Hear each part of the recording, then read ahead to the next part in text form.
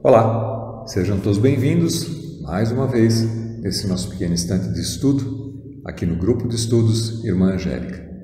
Estamos estudando o Livro dos Espíritos, no livro 2, Mundo Espírita ou dos Espíritos, capítulo 5, Considerações sobre a Pluralidade das Existências.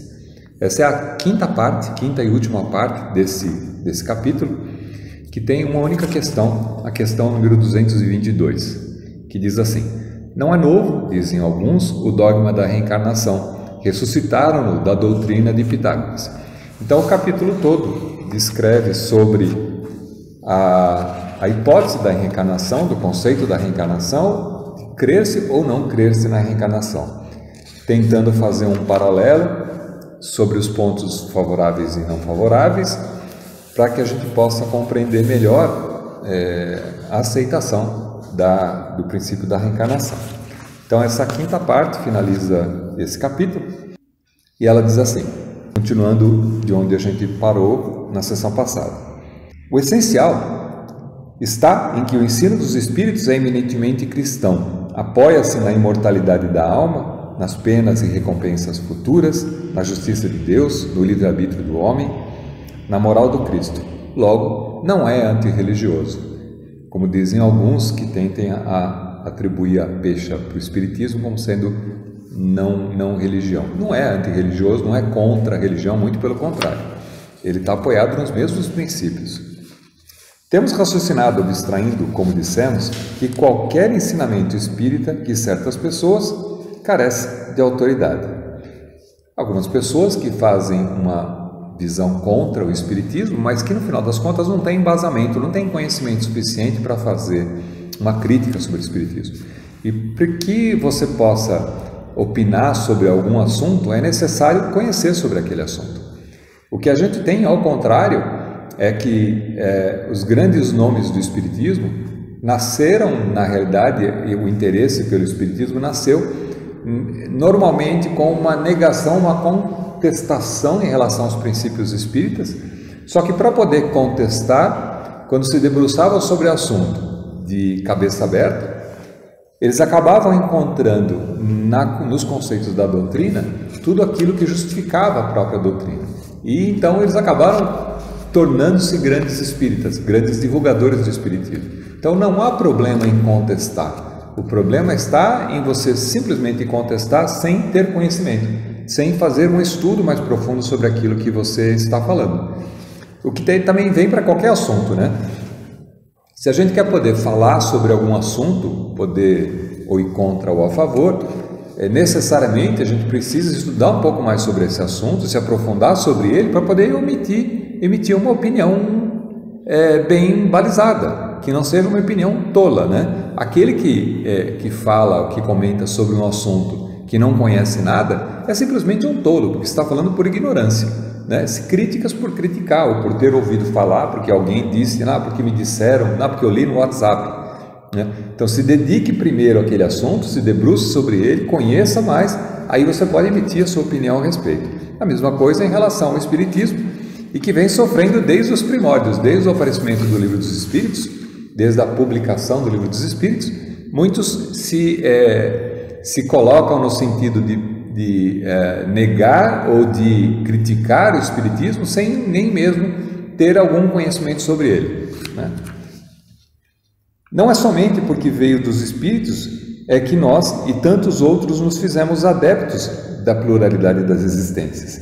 É porque essa doutrina nos pareceu a mais lógica e porque só ela resolve questões até então insolúveis.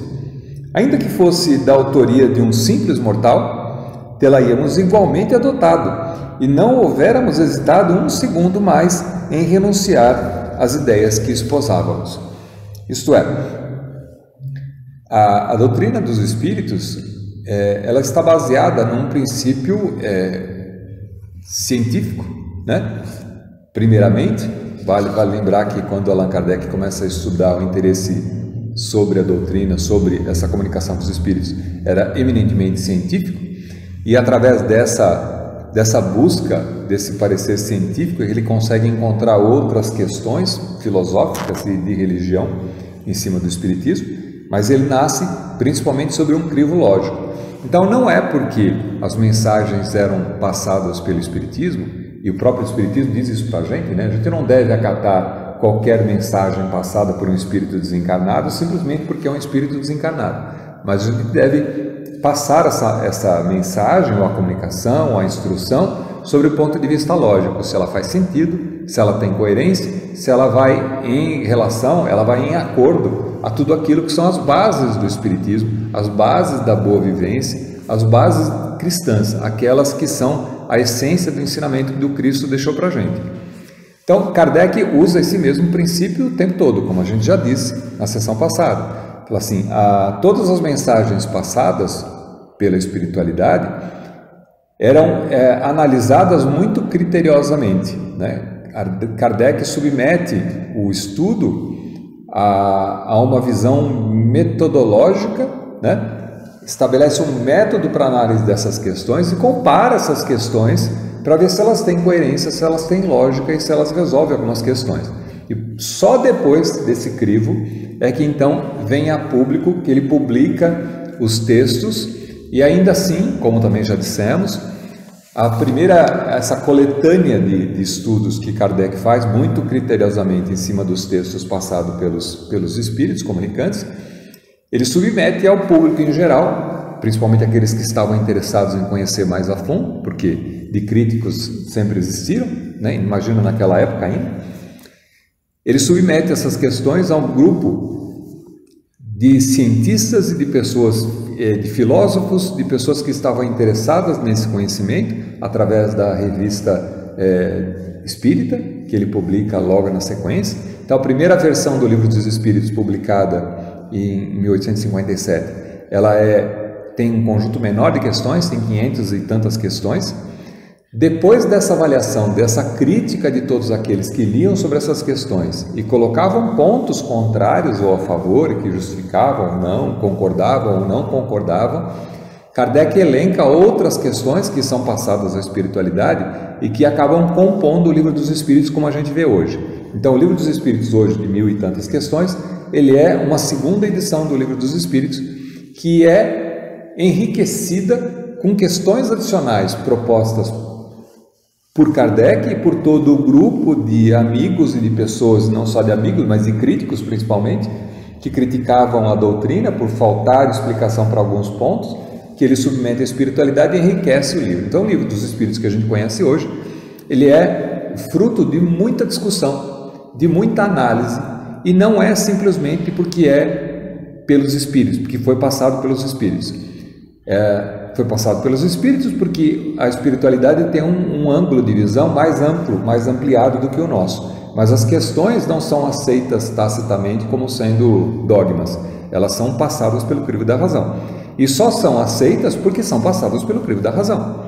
Porque houvesse, como justifica o próprio Livro dos Espíritos nesse texto, houvesse ela sido inspirada por alguém encarnado de sua própria cabeça, de sua própria mente, ainda assim esses conceitos seriam acatados no sentido de dar validade àqueles princípios que estavam sendo propostos, que para a época eram muito novos. Se até hoje o Espiritismo ainda enfrenta bastante dificuldade e é muito novidade para muitas pessoas que não conseguem entender ou que se veem às vezes espantadas, às vezes maravilhadas, às vezes enraivecidas pelos conceitos e pela discussão que o Espiritismo traz, imagina naquela época, há 150 anos atrás, 150 e tantos anos atrás. Em sendo demonstrado o erro, muito mais que perder do que ganhar, tem o amor próprio com se obstinar na sustentação de uma ideia falsa.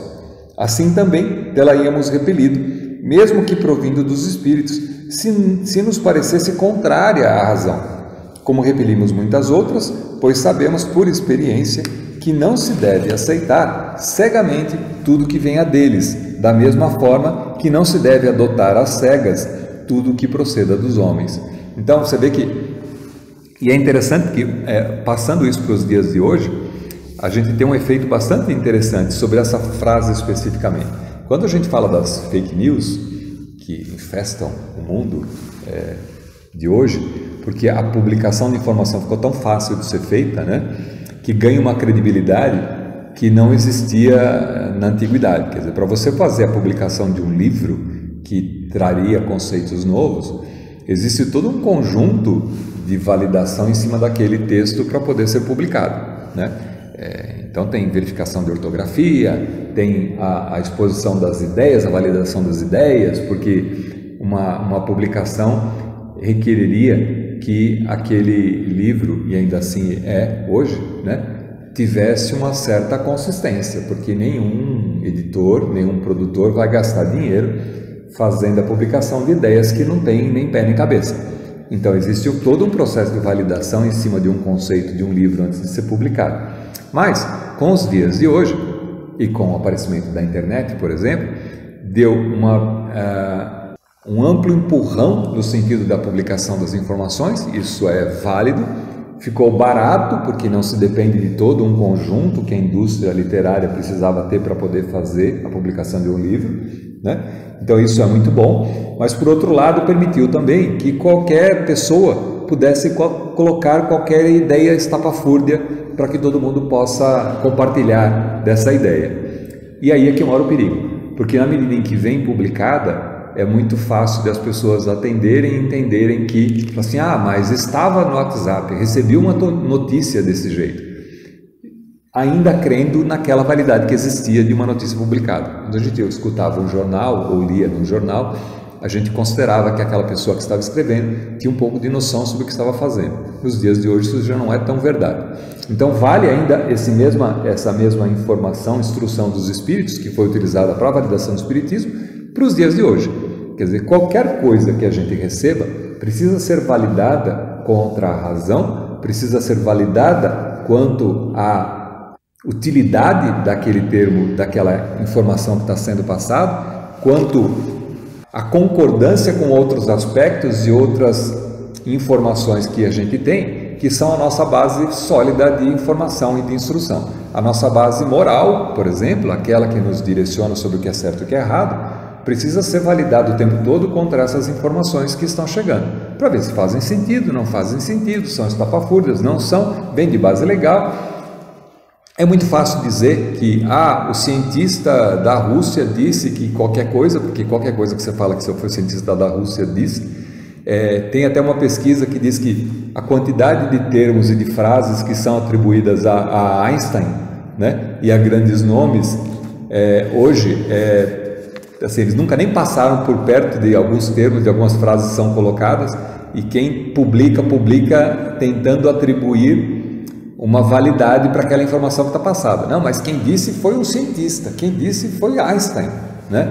Quando a gente não vai checar para ver se foi Einstein mesmo que disse. A mesma situação o espiritismo já enfrenta há muito tempo.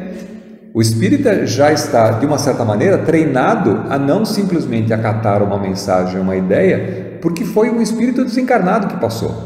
E se não faz isso, deveria fazer, porque a doutrina nos ensina esse ponto, né? Então, qualquer informação que a gente recebe de alguém, seja de encarnado ou de desencarnado, precisa ser passada sob o crivo da lógica, precisa levar um certo trabalho de pesquisa e olhar se aquilo faz sentido, se aquilo é benéfico, se aquilo acrescenta alguma informação.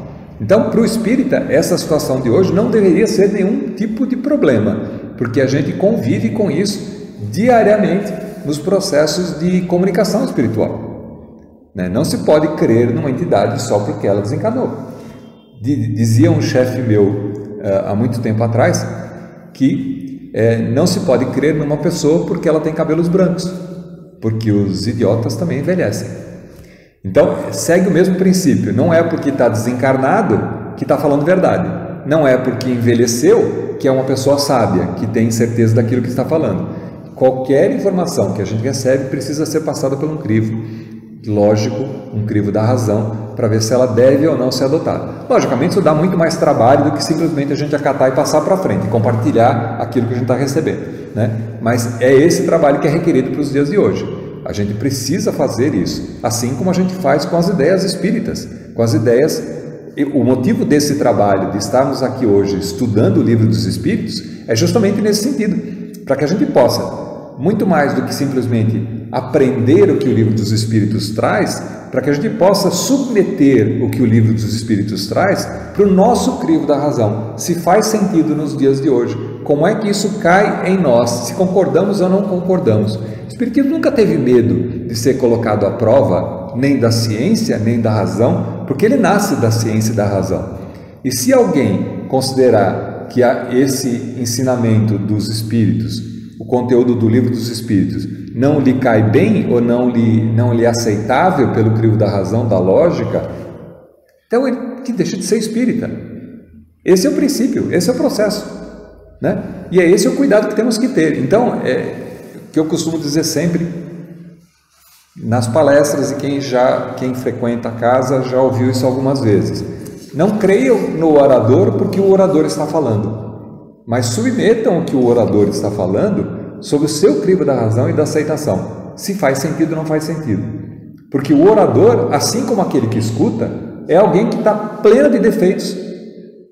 E eu diria mais, deve ter mais defeitos ainda, porque a razão pela qual ele é médium e trabalha é porque ele tem um débito muito maior do que aqueles que estão escutando. Então é obrigação do orador, do expositor, trabalhar sobre os temas, entender sobre os temas, para que ele se enriqueça, para que ele se modifique.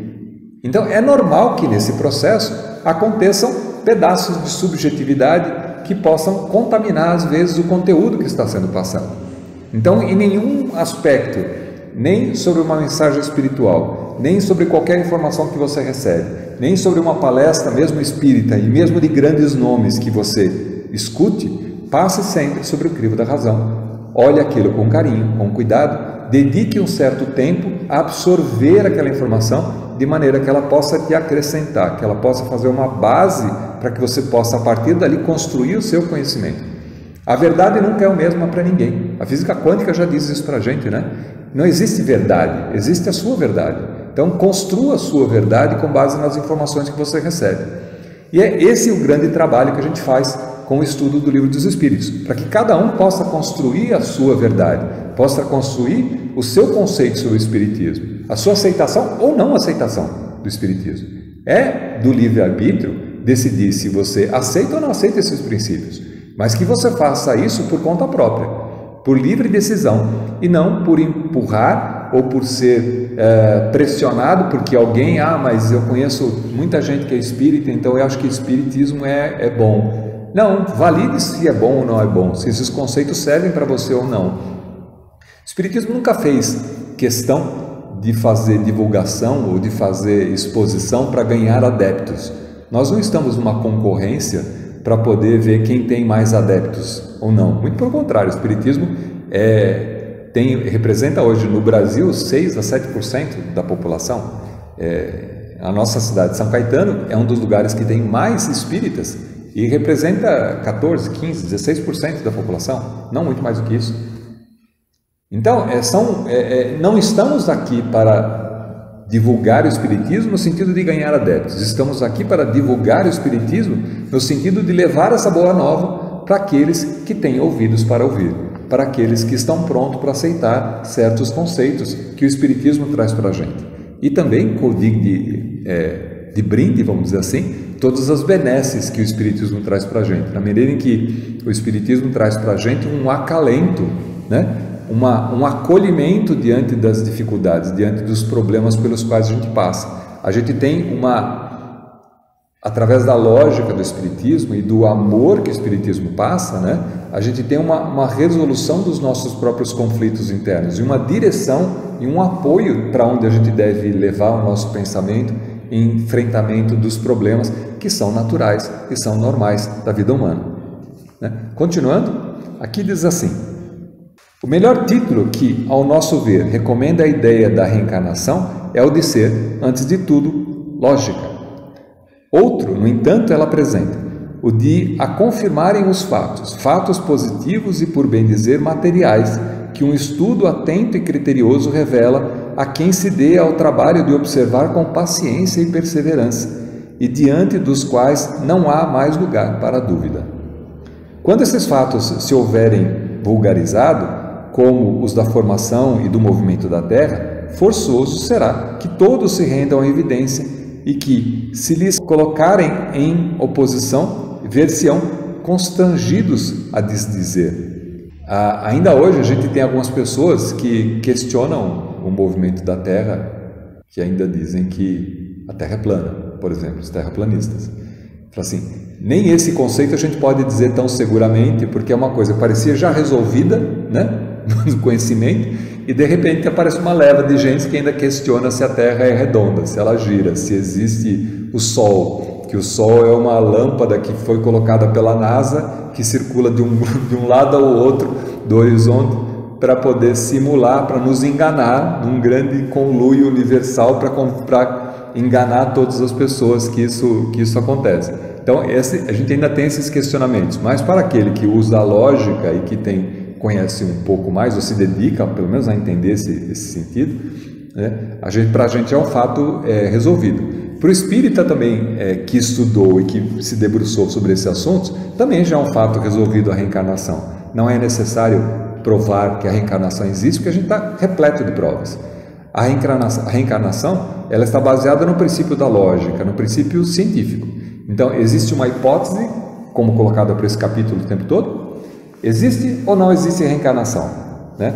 E apura-se os prós e os contras da existência ou não existência. Sobre a hipótese, você testa a hipótese para ver se ela é válida. Todos os pontos que não são resolvidos pelas outras teorias, a reencarnação apoia e direciona e dá uma solução lógica. Por isso, da aceitação que é colocada por princípio da reencarnação. Reconheçamos, portanto, em resumo, que só a doutrina da pluralidade das existências explica o que sem ela se mantém inexplicável, que é altamente consoladora e conforme a mais rigorosa justiça, que constitui para o homem a âncora da salvação que Deus, por misericórdia, lhe concedeu. As próprias palavras de Jesus não permitem dúvida a tal respeito. Eis o que se lê no Evangelho de São João, no capítulo 3. Respondendo a Nicodemos, disse Jesus: em verdade te digo, que se um homem não nascer de novo, não poderá ver o reino dos céus. E disse-lhe então Nicodemos: como pode um homem nascer de novo já estando velho? Pode tornar ao ventre da sua mãe e nascer uma segunda vez? E respondeu então Jesus: em verdade te digo, que se um homem não renascer da água e do Espírito, não poderá entrar no reino de Deus. O que é nascido da carne é carne, e o que é nascido do Espírito é Espírito. Não te admires de que eu tenha dito, é necessário que tornes a nascer. Quando a gente olha essa formulação, esse discurso de Jesus sobre a ótica da reencarnação, fica tudo muito claro, né? Que é preciso você renascer novamente para continuar o seu processo de evolução. Né? É preciso, e o Espírito vem do Espírito, então o Espírito não é filho do pai e da mãe. O Espírito ele foi criado muito anteriormente, ele está com esse pai e essa mãe momentaneamente nessa encarnação por provas específicas, mas ele não é gerado da carne, ele é gerado do próprio Espírito, né? Então o Espírito, por ser imortal e por ter uma pré-existência, uma pós-existência, ele não está ligado necessariamente ou foi gerado pela união daqueles dois espíritos, mas ele já era espírito antes. Então, a princípio da reencarnação responde essas questões. E tantas outras sobre justiça e sobre injustiça, sobre a lei de ação e reação, por que o mundo funciona como funciona, quais são as questões, qual é o princípio que ajuda a entender o mundo com todas as diferenças que tem, com todas as precariedades, as aparentes injustiças que a gente enxerga no mundo. A reencarnação. Façam o teste, submetam a prova e que tudo isso fica muito mais claro. Bom, com isso a gente encerra esse capítulo então e vamos para o capítulo seguinte, ok? Então, até lá, até a próxima semana.